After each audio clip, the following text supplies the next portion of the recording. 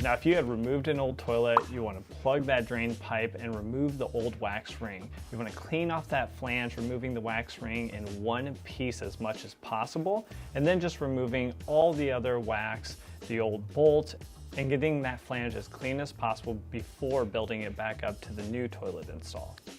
One, the bolt slots, you want to check those in the condition.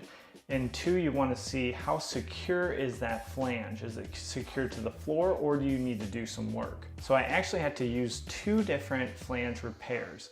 One is this bottom stainless steel 2-piece bracket here, and then this repair flange, and it's an extension flange from Odie, and that gives you some additional holes or slots for you to secure into solid subfloor.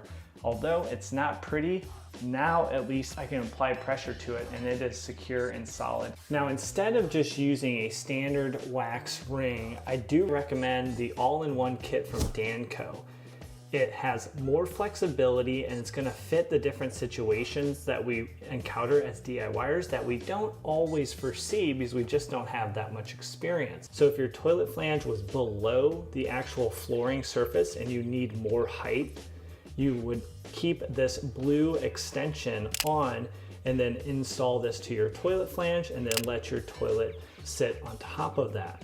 If your flange is flush with the floor, you actually remove that extension.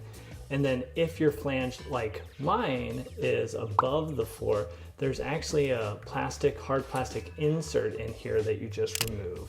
So I'll be using this configuration, and don't be fooled, although this looks completely like rubber, there is actually a wax ring integrated inside.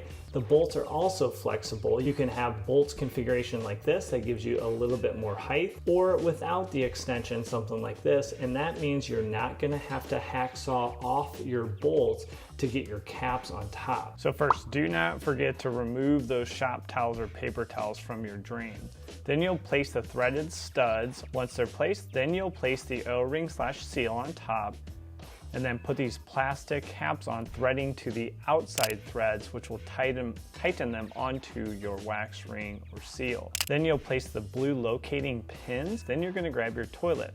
Why I like this kit and those locating pins is I can actually take the toilet bowl and tank additional weight, but I'm confident I can place these without any trouble, set those in place, and get my toilet lined up while that seal collapses down and seals tightly around the toilet and the flange. Once you have that in place, then you'll take the locating pins out, you'll use your bolts.